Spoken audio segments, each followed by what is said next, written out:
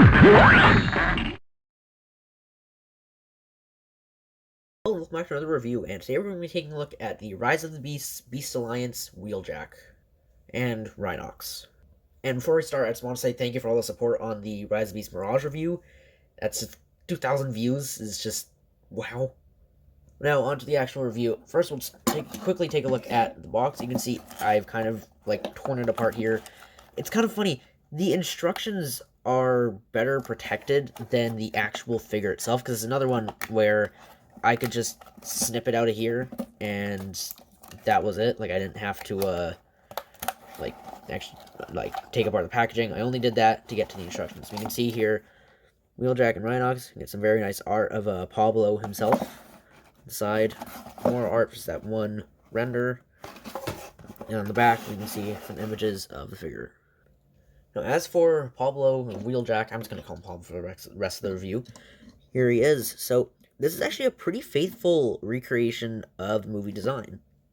You can see paint is pretty minimal. We just have this kind of almost creamy white for these bits here, thighs, some silver for the bumper, silver for the head, and then just some round paint, blue for the eyes, red for the Autobot symbol, and then that's basically it. Of course, there is some blue on the back here, but that is for, of course, his alt mode.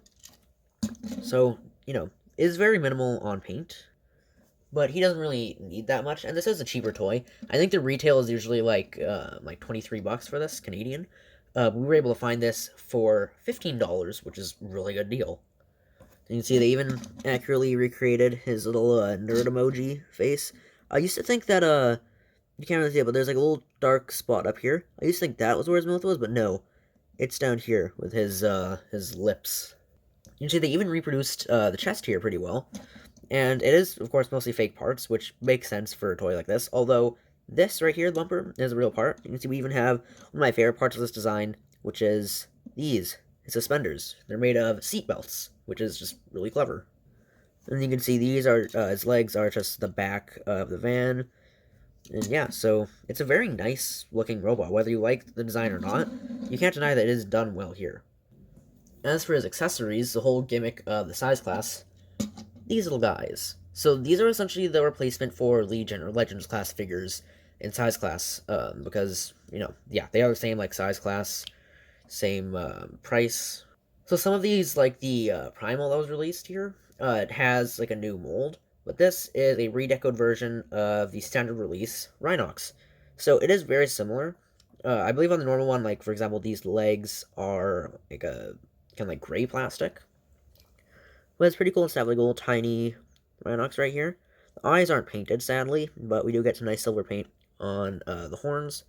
And it's just overall a very nice looking little Rhinox. As for his transformation into a gun for Pablo, this is actually pretty cool.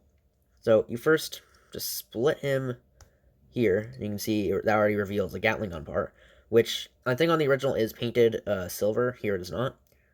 You want to fold these all the way back. You then fold in these panels.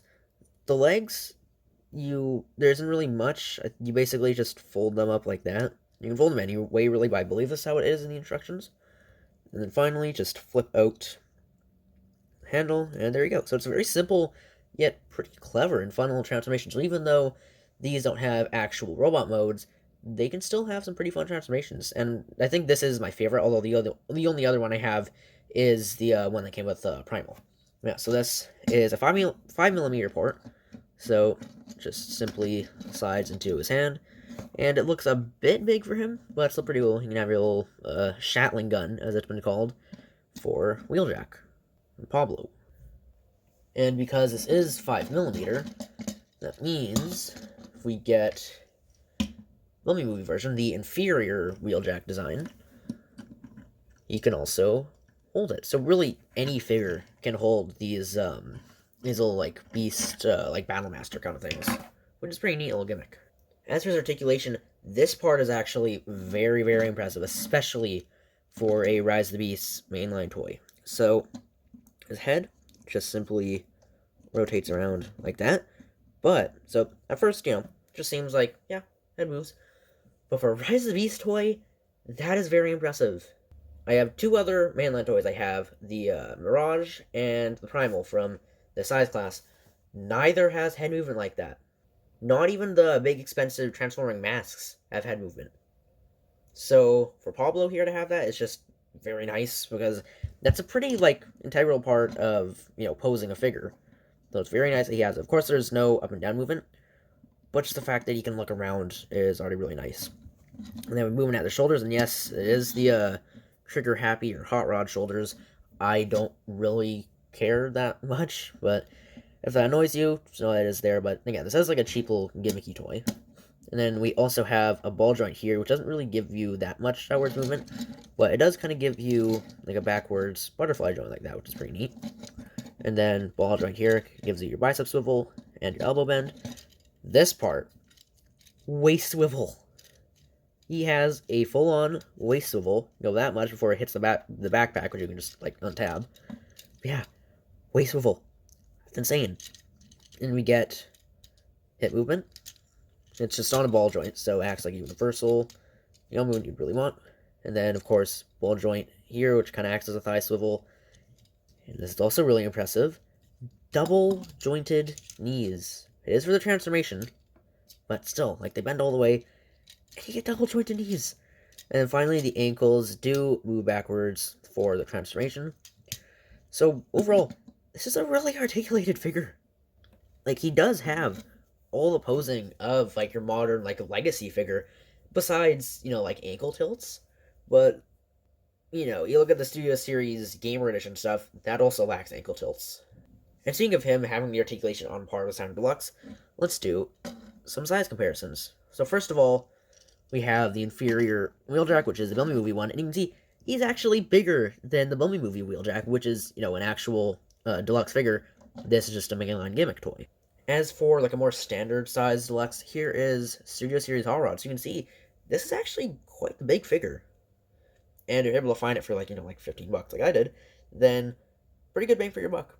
And for some more random size comparisons, here he is with Legacy Galaxy Shuttle and Studio Series 86 Ironhide, who is a Voyager and is only a bit taller than Wheeljack here. Yeah, so in case you're wondering, no, this guy is not legend size. Here's a core class, just so you can see he is quite a bit bigger. And then for some random things I have on my desk, here he is with Predator, because why not? And Masterpiece Starscream. And finally, here he is, my brand new Rise of the Beast shelf, where he looks very much at home. And here you can see size with him and Primal, who are the same size class. They are basically the same height. Primal's a bit taller, but that's just because of that hood kind of thing on his head due to his old monkey. Another interesting thing, put him next to the RC here. These two, I think, scale a lot better than the mainline deluxe. I don't have that yet, but judging by that one shot from the new trailer, which, by the way, awesome, Unicron, that's really cool, these two look like they scale a lot better with each other. Yeah, so finally, for the transformation, of course, I've already shown you the Rhinox transformation, so we can just pull it off. So, Wheeljack himself, it's pretty cool. It's very similar to how a lot of Ironhides lately have transformed, G1 Ironhides, of course. But a lot of those tend to be slightly overcomplicated. This guy's not. He kind of strips it down to the bare basics, and it works. It's pretty fun. So you're going to want to just untab his backpack here and fold that out, which will then allow you to just move the arms up and then rotate around the waist. So you are utilizing that waist joint. And then just fold in the feet. And you're going to want to move the hip joints all the way back like that. And you can fully bend those knees. So a lot of his good articulation is because, it's used in transformation. But that neck joint, that's not used in the transformation. It's just there because the designers felt like it, which is very cool. It sometimes be a bit tricky if you don't line up the legs perfectly, just like that. Have them together.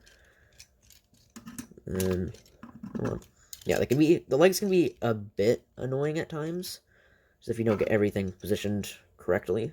There we go. And then now for the body, rotate this whole thing up. You can then fold out these little panels on the arms, so very much like what Siege Ironhide did with the legs. That's pretty cool to see that return, because I always like that part of this transformation. And then, whereas you're going to want to just move the arms down. Don't attach them in yet. You're first going to want to do, just to give you some room for these bits, just fold down this little section here, and that'll form the front of your VW van. And it's cool how this bit from the torso is actually used in the alt mode. And up here, you want to put these tab in a few places. So one of them tabs here, one tabs into the legs, and the other just tabs into the main body. So you get all lined up. And then you just do the same on the other side. So you tab it in at the front, the back, there, and then you tab both these together. And there you go. So again, it's a pretty fun transformation, and it kind of takes like that standard transformation we've had for a lot of G1 Ironhides lately, and strips it down to its bare basics without overcomplicating it. And it results in a pretty nice little approximation of a like Volkswagen van. So of course, they couldn't get the actual licensing for this, so it's basically that same approximation used on the Mainline Deluxe. I'm hoping when the Studio Series gets like announced, it's going to be licensed, because this is a pretty cool car. But what we have here, it's done pretty well. So it gets a bit messy at the side with all these kind of panel lines here, but makes sense given the transformation. But it's overall just a very nice little compact bus. If you want to, for some reason, you can attach Rhinox here. It doesn't really stay on. One interesting thing, Rhinox too, because I guess we're showing off all modes here, even though I already showed this off earlier, but this little Gatling gun bit, you can pull that off. It's not really glued in. You can just kind of rip it off. Don't know why, but you can. Yeah, so there's not much to really say about this van mode. We have some more paint revealed here. It's nice blue.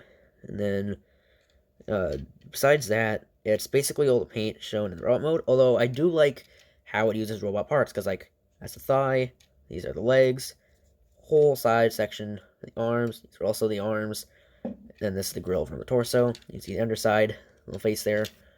And then it rolls okay. It's just, Hasbro toys have not been the greatest with rolling, like, as of recent. Although, I am excited for that new Legacy Beachcomber, because apparently that's going to roll pretty well. Yeah, so, it's a very nice little van mode. So that's it for my review of the Rise of the Beast Alliance Wheeljack with Pablo. This is, overall, like, a pretty fun addition to the Rise of the Beast main line, and probably the best figure in this size class we've gotten so far. The two other ones, Primal and Prime. I have the Primal.